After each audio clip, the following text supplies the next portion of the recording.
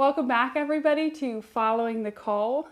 This book is on the Sermon on the Mount. If you're new to our little vlog here, but we are in chapter 2, and this chapter is called Good News. The author of this chapter is Christoph Friedrich Bloomhart, who was a German theologian and pastor in the late 19th century, and he really preached and lived out the coming kingdom and good news. So that's also what this chapter deals with. And in summary, it talks about how we need to be ruled by the spirit of the kingdom, and also have that grip us and completely knock out or eliminate the worldly powers and dominions that want to take over each of our lives. So to return to that, and what I liked about this chapter is the challenge of simplicity in that, and how often organized religion, pious spirituality can lessen the impact of that kingdom message. We have to be bold enough to say the kingdom is coming now, and we are living for that. It can overcomplicate things. Yes. And he points to Jesus' beatitude, one of the beatitudes, blessed are the poor in spirit.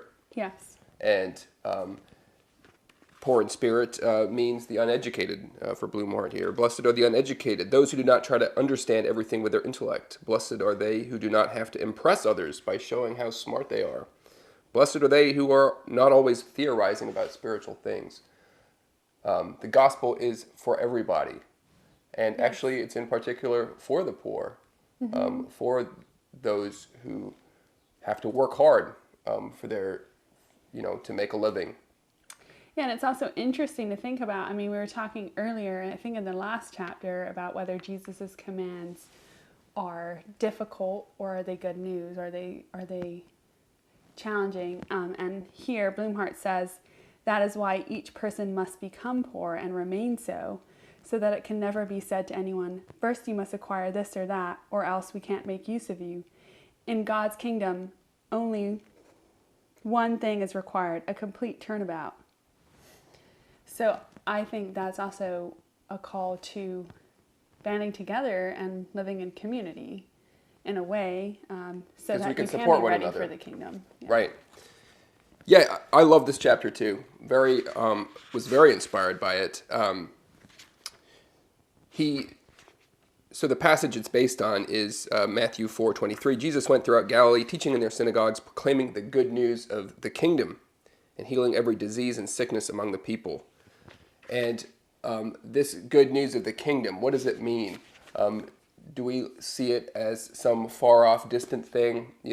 Some apocalypse? When God returns to the earth? It may be that, but Jesus preached the kingdom of God is at hand. It's here. And he brought something divine into human life, into everyday things, right? Mm-hmm. People were fed. People were healed. People who, were spiritually disturbed were freed from their afflictions. Mm-hmm. And something completely new happened in people's lives. Yeah. And I love how he points out that it happened in the commonplace experiences and nothing fancy or demonstrative or anything right. I don't know, super remarkable. He says no thrones were demolished, no special parties formed, no statues were erected. So often when we want to start a movement, we try to make a big splash in a worldly sense and draw attention to ourselves. And what Jesus brought was something much more profound, much more down to earth. Yeah. So Bloomhart's question then is, here we are. At his time, it was 1900 years later. Now we're 2,000 plus years later. Is the kingdom of heaven still imminent? Mm-hmm.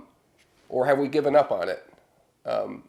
Have we, even though we may say we believe in God, we say we believe in Jesus, do we really believe that his rulership is imminent in the earth, given all the horrible things that we see, and maybe sometimes the state of our lives? Yeah, and that, I mean, we think that we could easily just serve God, but actually Bloomhart simply says, let God be the Lord. That is what this means. And I think if we strive to do that, then all of the things we tend to worship as humans that are not God and are not from God kind of fall away. Yeah. Yeah, I mean, that's what he says. It is imminent. Yes. It is at hand. And we're not crazy to say that. And we're not crazy to say that. But in order for it to be a reality, we have to let it affect our daily lives. Yes. We have to turn away. We have to turn away from the things that captivate our minds. We have to turn away from the temptation to be great, to be better than other people, to be successful in a worldly sense. We have to turn away from our wealth, give up our wealth. And if we're poor, we should not be consumed with worry about our financial state, but we should rather depend on God. And if we do that, then God's kingdom, his rulership over us is really there. And as Doreen said, this happens to the fullest extent in a church community where everyone depends upon one another and everyone can encourage one another to accept God's authority and to fight for it in daily life. Right. And we also can encourage each other to let those influences, like reject those influences that Rich talked about, like the worldly pressures. Those can fall away in a place where you do have people pointing each other to God's coming kingdom. So that's exciting. And if you're interested, you should definitely check out more of Christoph Friedrich Bloomhart's work. He's always encouraging and gives you a focus for every day. This is something we can do every day. When we wake up in the morning, we can make that decision to let Jesus rule us in our daily lives, in the common transactions of life. So, very interested in what people think about this chapter, and we'll see you next week.